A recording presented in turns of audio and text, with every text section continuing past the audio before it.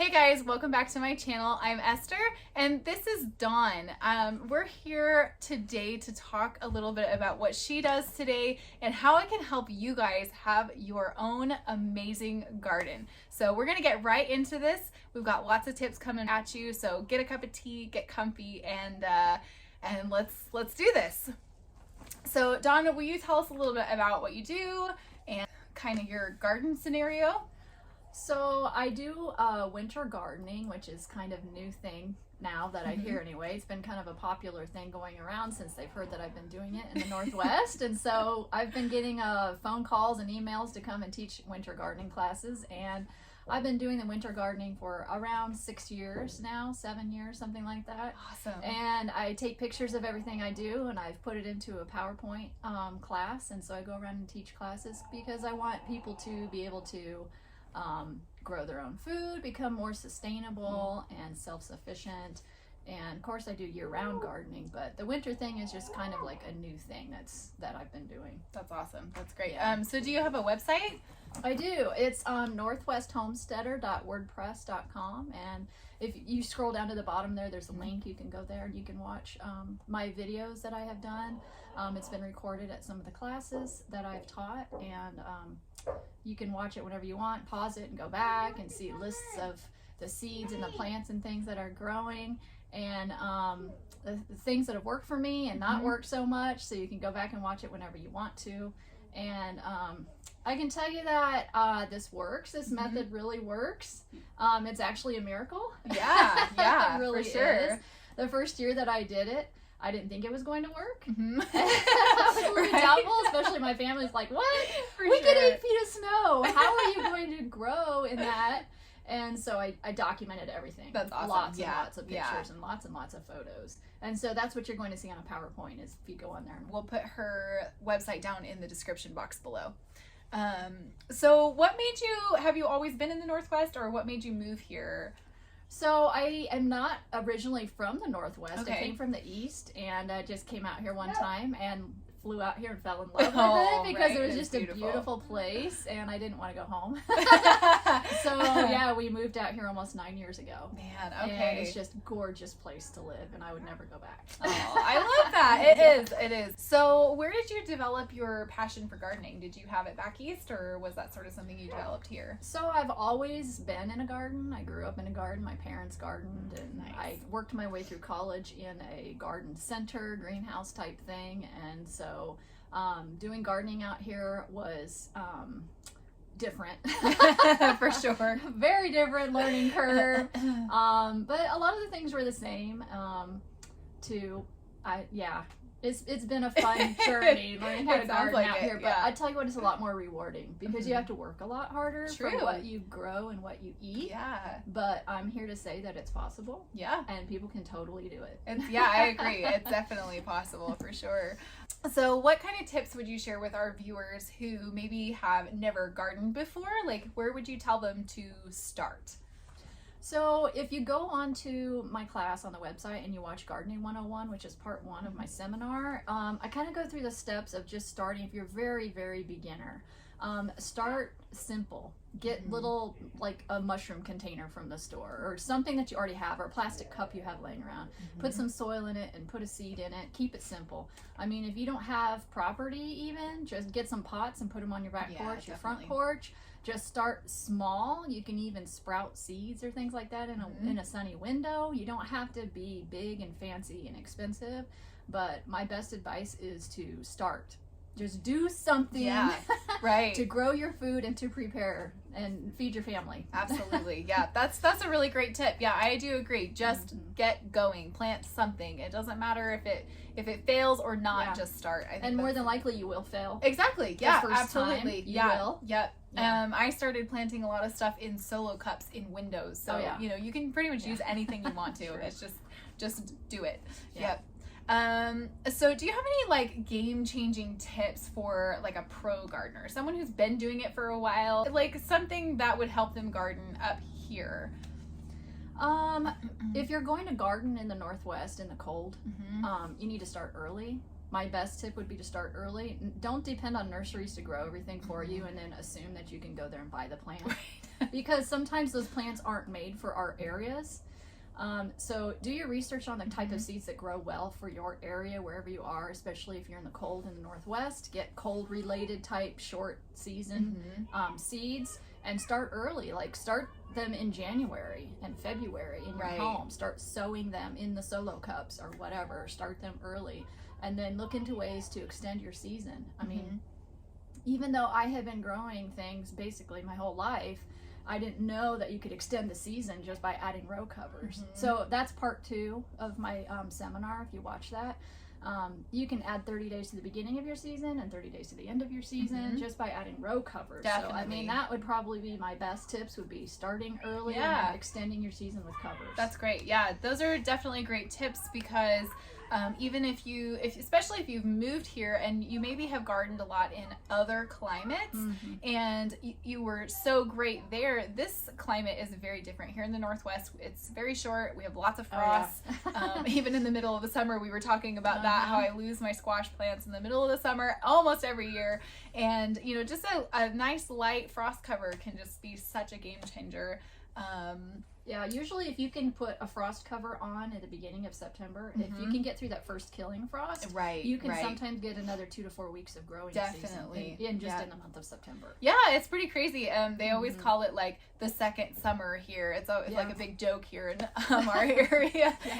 So yeah, I definitely agree. I have been practicing with that. So definitely check out her videos on her website. They're really great. I did have the opportunity to go to one of her seminars in person recently. So I'm going to kind of put in some clips here from that for you guys so you can get a taste for it, and then check out the link that's in the description box where you can watch the full video. So what I do now, and by the way, if you're just now starting out and you're just building one, make sure the long side of your greenhouse is facing south, because you want as much light as possible, okay? So the picture there on the left is the winter bed, and that is on the front of the greenhouse facing south. That's the closest one that can possibly be to any winter light that you could get. And so the picture on the top right there, I wanted to show you that, because it never I know. My son wants to be a part of this video. Okay, so what is like your top favorite gardening book, or something you would recommend to people, whether they are first starting or kind of have a handle on it a little bit? But what's your very favorite garden book that people really should read? There are so many, but the one that kind of covers any type of plant and growing conditions and harvesting and all of that would be called The Vegetable Gardener's Bible, and that's by Edward Smith.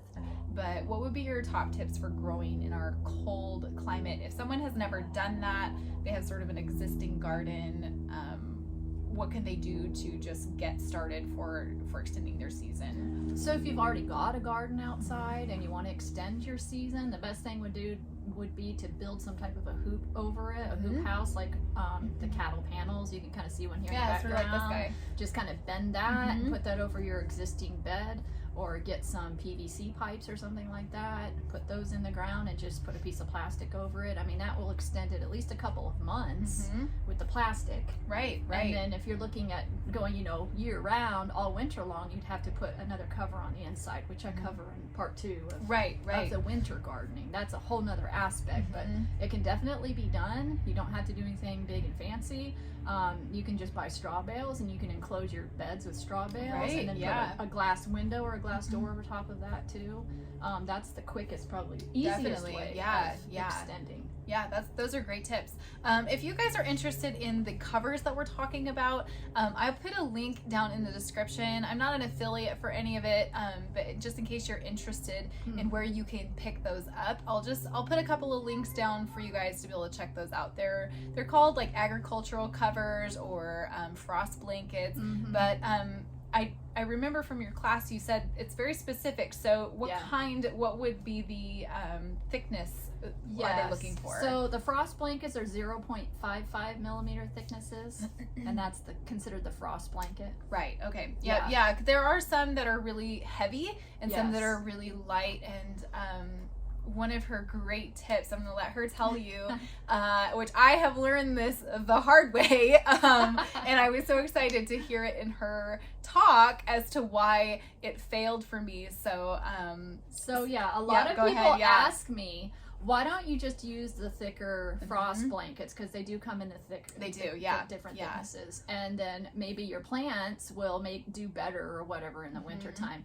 But actually, according to studies in books that I have read, the thicker the blanket, the less light that comes in the winter time, which leads to 50% more of crop failure. Basically, they're freezing. Your ground is freezing more. So actually, when you're growing in the winter time, first of all, you don't need any heat. There's no heat. It's just light. Right. Okay. So the light is coming in the greenhouse, and it has to get through that frost blanket. So that's why you need the thinner blanket, and that's why you have to keep the snow off of your hoop house or your grow boxes or whatever. Keep that off so that the light can come in. Right. Which that actually answers a great question I've heard come up a lot of times. Like, snow is insulating, so wouldn't you want that? So a lot of people think that it's the heat you're after, and you know, so a thicker blanket equals more heat, but that's very much not true. And like I said, I actually had covered this bed right here behind me with a very heavy, thick frost blanket, and I lost all of the cold hardy plants, even though they were the right varieties.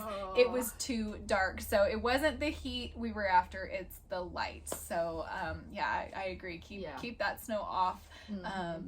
And keep it shoveled away too, because if you just have a big pile of it, and then it pushes in your hoop house. Well, and the light's not getting to your little plants. Right, exactly. They're a little bit shorter in the wintertime. And I don't think I mentioned that, but I actually grow without heat. I mean, there's no heat at all, and there's no insulation. Yeah, which is it's incredible. Not an insulated greenhouse. Right, exactly. So even though, and this greenhouse is the same way. The one we're sitting in here, we don't generally heat it. In the spring for about a month, and in the fall for about a month, we do heat because our plants are too big in here in the fall to be able to put a cover over them, and that's not what this greenhouse was built for. And so we just use the heat just at nighttime to keep those temperatures above freezing, just to get the harvest out of it.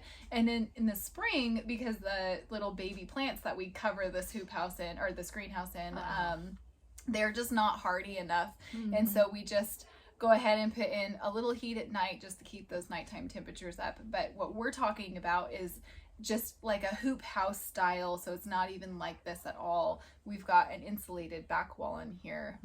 But you see, like, we do have plants growing in here, and there hasn't been any heat all winter. So on a day like this with the sun coming in here, this temperature is going to heat up really fast. It'll be about 80 degrees in by the end of the day today. So and if you're growing winter plants in a hot greenhouse, you better open it up. Absolutely. Yes, we have 2 doors on either end, and we get a nice breeze coming in here because it does get very hot. And I have lost many plants to it got too warm today and everything is wilted. So yes. So do you have anything else available for people? I saw that you had created like a little pocket guide. So you want to tell us a little bit about that? Sure, I did. A friend of mine and myself really like to hike a lot and backpack a lot, and so I decided to design this little book. Just so that you could have it with you at all times, so you know what to eat, in the area in the Northwest. And then I decided to add the medicinal properties of the plants too, in case, you get sick or something while you're out or whatever, if you're just looking for a more natural medicine type thing. And so that's why I wrote the book. It came out 2 years ago. Great. And so I've got them listed different places and different stores and whatnot. Awesome. Yeah, and they can get that on your website, correct? Yeah. So when you check out her garden classes, be sure to check out that pocket guide. It looks pretty great. We might have to get a copy. And so thank you so much for joining us today. I hope you guys have gotten a lot out of this, and I hope that you feel the challenge to try to grow and extend your season, but also to try and grow all year long. This year we are going to be doing that on our farm. We're going to have several more videos coming out on how you can start from beginning to end and just follow our journey, so that if you have some questions, you can leave them down in the comments for us. And we are taking the challenge here on Esther's Eden. We're gonna have a year-round garden this year. I'm super excited. Keep me posted. So, I will for sure. Yeah.